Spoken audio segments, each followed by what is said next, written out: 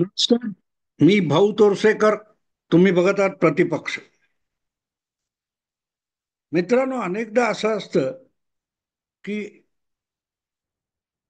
आपल्या समोर काही गोष्टी घडत असतात आणि त्यातली भामटेगिरी आपल्या लक्षात येत नाही. अलीकडच्या भाषेत एक शब्द फारसा मराठीत वापरला जात नाही, त्याला तोतया म्हणतात. मला वाटतं पूर्वीच्या काळात एक 60-70 वर्षापूर्वी एक गाजलेलं नाटक होतं, तोतयाचे बंड. तोतया म्हणजे अगदी तुमच्यासारखा हुबेहूब दिसणारा माणूस येतो, तुमची जागा घेतो, तुमच्या मालमत्तेवर हक्क सांगून बसतो. असा जो डुप्लिकेट असतो त्याला तोतया म्हणायचे. हल्ली फारसं हे नाही होत. पण तोतयांचा वावर खरंच बेसुमार झालेला आहे. जगण्यामध्ये कोण खरं आहे, कोण खोटं आहे, हे समजणं अवघड झालंय. इतक्या परिस्थितीत तोतयांचा सुळसुळाट आपल्या सार्वजनिक जीवनामध्ये आणि समाजामध्ये झालेला आहे. उदाहरणार्थ एनजीओ हा शब्द तुम्ही सातत्याने ऐकता. कोण एनजीओ? एनजीओ म्हणजे काय? एनजीओ याचा अर्थ नॉन गव्हर्नमेंटल ऑर्गनायझेशन, म्हणजे जी सरकारी संस्था नाही. मग ती संस्था काय करते? तर ती जनहिताचं काम करते, ज्याला मराठीमध्ये किंवा हिंदीमध्ये स्वयंसेवी संस्था, म्हणजे जनतेच्या हितासाठी वकिली घेतल्यासारखे लढणारे लोक, ते एनजीओ. म्हणजे जे काम वास्तविक लोककल्याणाचं काम, जनकल्याणाचं काम सरकारने केलं पाहिजे, ते सरकारकडून होत नसेल, सरकारी यंत्रणेकडून होत नसेल, तर ते आम्ही करतो असं भासवून समाजात उजळ माथ्याने लोकांचे प्रतिनिधी असल्यासारखं वागणारे, पण कधीही कुठेही निवडून न आलेले लोक, त्यांना आपण एनजीओ म्हणतो. अशा अनेक एनजीओची पितळ आता उघडं पडलेलं आहे. कारण परदेशी निधी मिळवण्यासाठी मोठ्या प्रमाणावर अशा एनजीओचं पीक आले. काही लाख, म्हणजे कुठच्या तरी मध्यंतरी एका काय म्हणतात त्या अशा अहवाल कुठचा तरी आला होता किंवा कोर्टात प्रकरण आलं होतं, तर त्याच्यात त्यांनी सांगितलं होतं की आपल्या देशात काहीतरी 20 लाख एनजीओ आहेत. म्हणजे साधारण 100 माणसामागे एक एनजीओ, लोककल्याणकारी स्वयंसेवी संस्था. ह्या एवढे लोक करतात काय? तुम्ही त्यांचे उपद्व्याप बघितलेत तर तुमच्या लक्षात येईल की लोककल्याण या आडून एक देशविरोधी किंवा समाज विघातक अजेंडा राबवला जातो. यातल्या बऱ्याच लोकांना परदेशातून पैसे मिळत असतात. तुमच्या माहितीसाठी एक गोष्ट सांगतो. गौतम गोस्वामी नावाचा एक कमिशनर होता पाटण्याचा. आणि पाटण्यामध्ये किंवा असा कुठचा तरी त्या नदीला पूर आला होता, मोठाच्या मोठा. कोसी काय काय मला आठवत नाही नदी ती, पण त्याला पूर आला होता आणि त्याच्यात त्याने इतकं अप्रतिम काम केलं, इतकं अप्रतिम काम केलं की त्या वर्षीचा टाइम मॅगझिन, जगप्रसिद्ध टाइम मॅगझिन, त्यांचा मॅन ऑफ द इयर हा पुरस्कार या गौतम गोस्वामीला देण्यात आला होता. आता त्या विदेशात निघणाऱ्या टाइम मॅगझिनला कळलं कुठून की हा कोणतरी महानच इसम आहे, ज्याने फार मोठं काम केलं. त्यांनी तो पुरस्कार घेतला, त्याचं गुणगान अनेक मीडियामधून झालं. आणि नंतर काही गोष्टी अशा उघडकीला आल्या की हा जो गौतम गोस्वामी नावाचा कमिशनर होता, तो फरारी झाला, गायब झाला. त्याला पोलिसांना हुडकून आणावं लागलं. त्याने मोठमोठे फ्रॉड केले होते पूरग्रस्तांच्या मदतीच्या पैशामध्ये.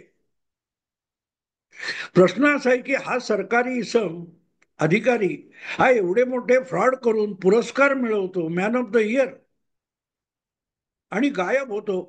तर त्याने महान कार्य केल्याचं त्या टाइम मॅगझिन नावाच्या विदेशी एक जगप्रसिद्ध मासिकाला शोध कसा लागला की या गौतम गोस्वामीने फार मोठं समाजसेवी काम केलेलं आहे. तर त्याचं नाव सुचवणारे सगळेच्या सगळे आपल्याकडचेच हे एनजीओ होते. आणि अशा एनजीओच्या मदतीने त्याने जनतेच्या तोंडचा घास काढून, पूरग्रस्त जनतेच्या तोंडचा घास काढून घेण्याचे उद्योग केले होते. असो, मला त्यात जायचं नाही. मुद्दा असा आहे की ही जी तोतयगिरी चालते, तुमच्या हितासाठी यायचं आणि तुम्हाला लुटायचं, तुम्हाला भिकेला लावायचं, तुमच्या तोंडचा घास काढून घ्यायचा, अशी जी तोतयगिरी चालते, यांचा आजकाल आपल्या समाजामध्ये, देशामध्ये प्रचंड सुळसुळाट झालेला आहे. आणि तो अगदी माध्यमांपासून, पत्रकारितेपासून, राजकारणापासून, सार्वजनिक संघटनांपासून सगळीकडे दिसून येतो, आंदोलनातून दिसून येतो. बहुतांश आता काल परवा तुम्ही बघताय, इंडोनेशिया नावाचा देश आहे आपल्या भारताच्या पूर्वेला, तिथे अचानक विद्यार्थी संघटनांनी आंदोलन पुकारलं, पोलीस ठाणी जाळली आहेत, लष्करावर हल्ले चढवलेत, सरकारी मालमत्ता पेटवून दिलेल्या आहेत. 2 वर्षापूर्वी हाच उद्योग हा आपल्या शेजारी बांगलादेशमध्ये झाला होता. आणि योगायोग असा असतो की ह्या विद्यार्थी संघटना, जसं आपल्याकडे नेहरू विद्यापीठात आपण बघितलं, भारत तेरे तुकडे हो गे, हे शिक्षण मिळतात. तर अशा संघटना या आंदोलनात उतरतात आणि बांगलादेशमध्ये तर तिथल्या निवडून आलेल्या शेख हसीना वाजेद या पंतप्रधानाला जीव मुठीत धरून परागंदा व्हावं लागलं, पळ काढावं लागलं. आता तीच काहीशी अवस्था ही इंडोनेशियामध्ये झालेली आहे.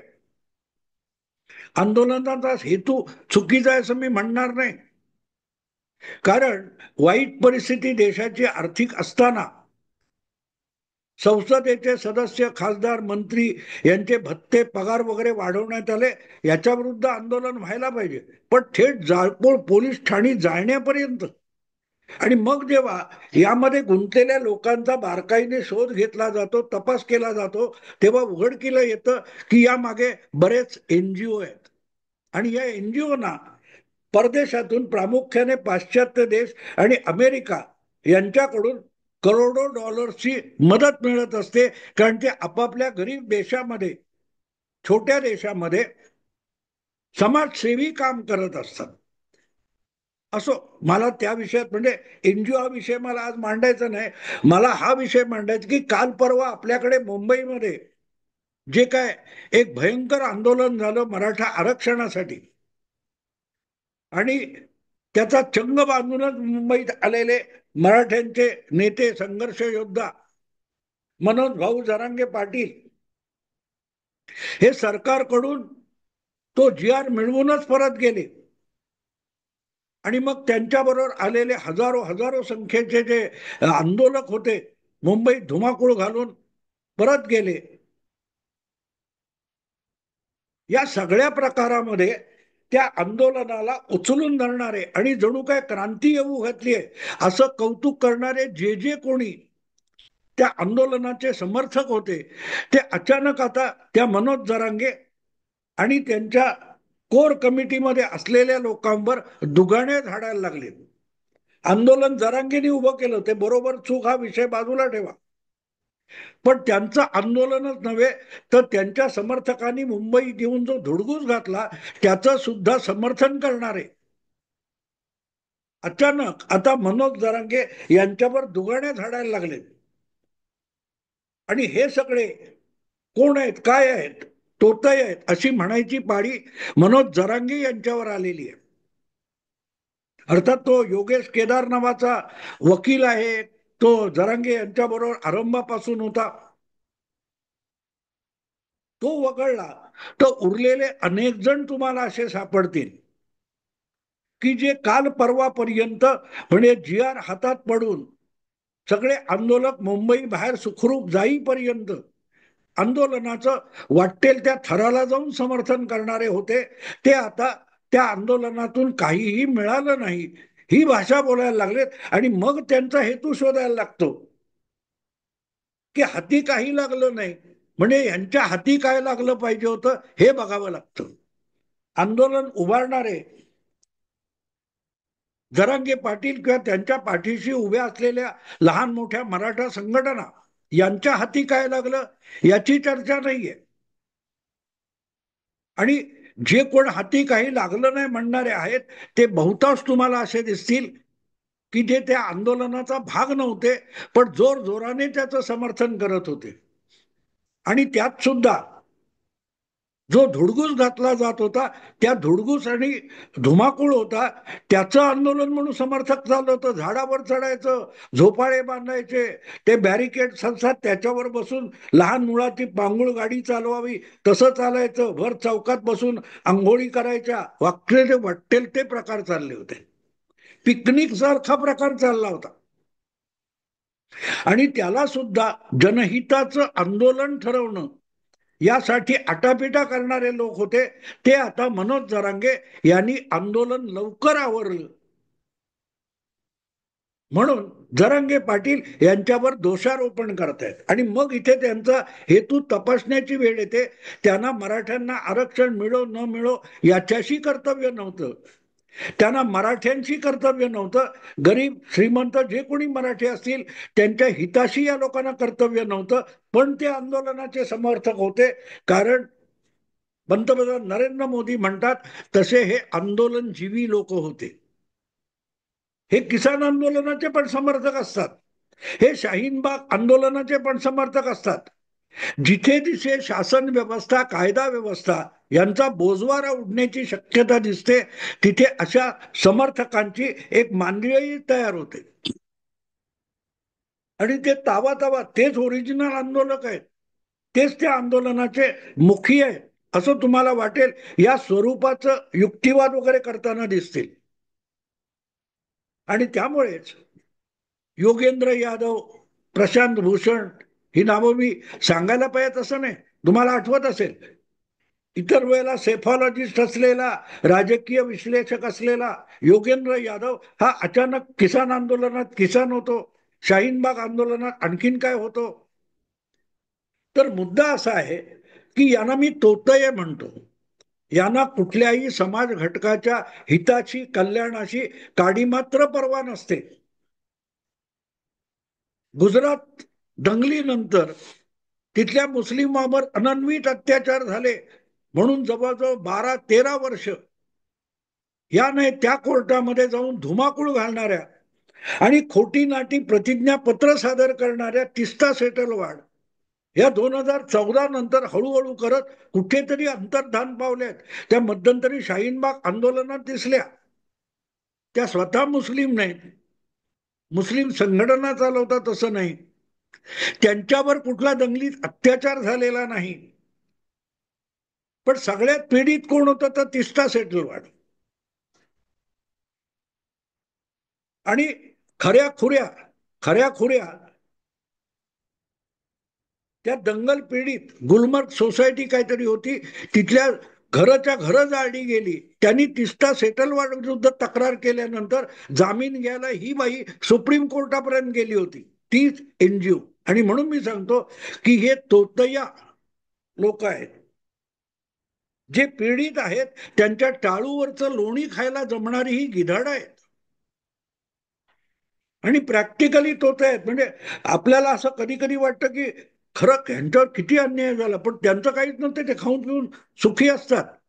तिस्ता सेटलमेंटवर आरोप काय, ती जाळली गेलेली जी सोसायटी होती, एका माजी खासदार तिथे राहत होता मुस्लिम गुजरातचा, त्याच्या पुनर्उभारणीसाठी जो परदेशातून आणलेला निधी होता तो परस्पर हडप करून आपल्या ब्युटी पार्लरच्या पैसे सुद्धा त्या निधीतून देणारी तिस्ता सेटलवाड असा आरोप आहे त्या बाईवर. म्हणून मी यांना तोतया म्हणतो. त्यांना त्या जळीत पीडित अन्यायग्रस्त यांच्या कुठच्याही न्यायाविषयी कर्तव्य नसतं. तसंच मुंबईतल्या मराठा आंदोलनाच्या समर्थनार्थ कंबर कसून उतरलेले जे जे हे असे लोक तोतया होते, त्यांच्यावर बोलणं आज मला भाग पडते. बिचाऱ्या आलेल्या त्या आंदोलकांना भले त्यांनी धुडगूस घातला असेल, मला तो धुडगूस वाटतो हे मी लपवत नाही, पण तरीही मी त्यांना गुंड काय ते दंगलखोर म्हणणार नाही. ते पिकनिक करायला आले होते. कोणीतरी खर्च केलाय, गाडी आणली, ट्रक आणलाय, टेम्पो आणलाय, बसा चला मजा करून येऊ, जीवाची मुंबई करून येऊ म्हणून आलेली ती मुलं होती खेडेपाड्यातली. खेड्यातलं जीवन आणि शहरातलं अनुशासित जीवन यामध्ये जमीन आसमानाचा फरक असतो. आणि ते त्यांच्या पद्धतीने इथे वागले तर ती आपल्याला अनुशासनहीनता वाटली असेल, पण त्यासाठी त्यांना ज्यांनी आणलं आणि प्रोत्साहन दिलं ते गुन्हेगार असतात. ज्यांनी ते केलं त्यांना मी गुन्हेगार मानत नाही, पण ते त्यांच्याकडून सगळं करवून घेतलं गेलं आणि करवून घेणारे होते ते अधिकारी त्यांना प्रोत्साहन देत होते आणि म्हणून मी त्यांना तोतया म्हणतो. आणि अशा तोतयांना ते आंदोलन जितकं लांबेल, जितकं ताणलं जाईल आणि जितका त्यातून अराजक माजेल त्यामध्ये इंटरेस्ट होता.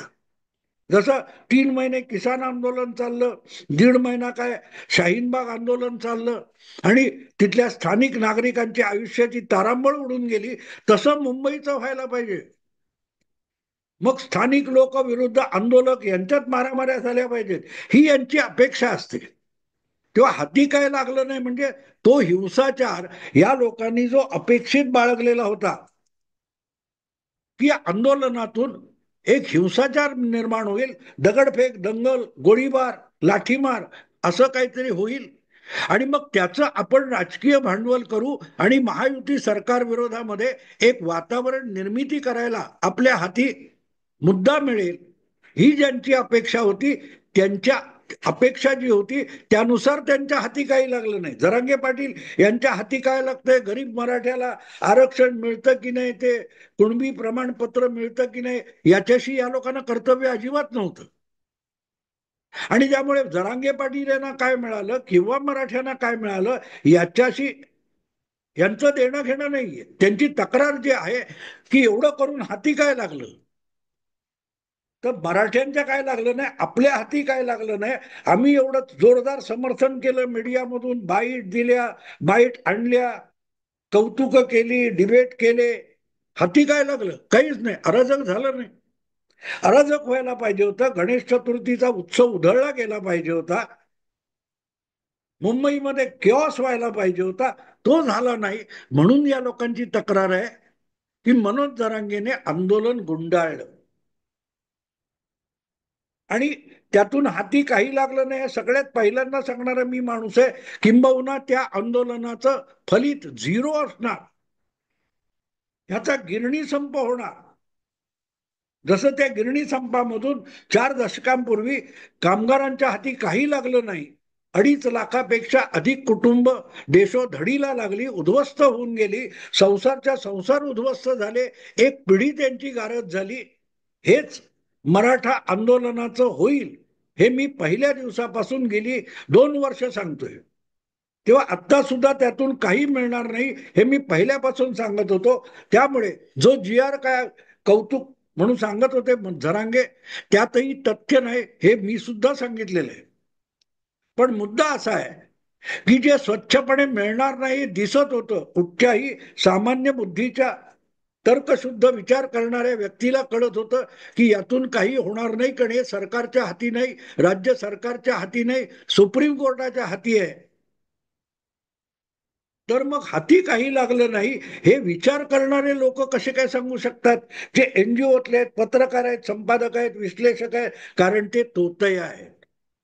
या आंदोलनाचा आडोसा घेऊन मुंबई सारख्या देशाच्या आर्थिक राजधानीमध्ये अराजक माजावं, हिंसाचार माजावा, जसं ते 8-9 वर्षापूर्वी कधीतरी भीमा कोरेगावला झालं. त्यातले अजून तो खालिद, उमर खालिद वगैरे तुरुंगात पडलेले आहेत ना, अर्बन नक्षलवाद. अर्बन नक्षलाईट जे असतात त्यांना शहरी जेवण विस्कटून टाकायचं यामध्ये इंटरेस्ट असतो आणि त्यांचा भरणा आजकाल या एनजीओ मध्ये आणि पत्रकार आणि माध्यमांमध्ये इतका सुळसुळाट झालेला आहे की ते कुठलंही आंदोलन असो त्याच्यात घुसतात. इथे तेच झालं होतं, पण त्यांचा अपेक्षा भंग झाला. तो सरकारनेही केला, मनोज जरांगेनेही केला. मनोज जरांगे बोलले होते आता जी आर घेऊनच येणार, आरक्षण घेऊनच येणार, गुळाल उधळूनच येणार. त्यामुळे हे लोक खुश होते की आंदोलन, त्यांना माहिती होतं आरक्षण मिळू शकत नाही, सरकार काही करू शकत नाही. त्यामुळे हट्टाला पेटलेले जरांगे पाटील हे तिथे आमरण उपोषण जे काय करतायत त्यातून हुल्लडबाजी होईल, दंगा माजेल, हिंसा माजेल, ही यांची अपेक्षा होती आणि तो अपेक्षा झाली, तो अपेक्षा भंग झालेला आहे. तोतयांचा अपेक्षाभंग जास्त झालेला आहे. सामान्य मराठा तरुण किंवा मराठा आंदोलक आहेत, त्यांची फसगत झाली का काय हा विषय बाजूला ठेवा, पण त्यांचा जितका अपेक्षाभंग या आंदोलनातून, जरांगे आंदोलनातून झाला नाही, तितका अपेक्षाभंग या तोतया लोकांचा झालेला आहे. आणि म्हणून अगदी आंदोलन मागे घेतलं जाईपर्यंत जे टाळ्या पिटत होते, प्रोत्साहन देत होते, तेच आता मराठा आंदोलन आणि आंदोलकांच्या आणि नेत्यांच्या विरुद्ध गरळ ओकायला लागले. मित्रांनो, आता इथेच थांबतो. आवडलं लाईक करा, शेअर करा आणि प्रतिपक्षाला सबस्क्राईब करा. नमस्कार.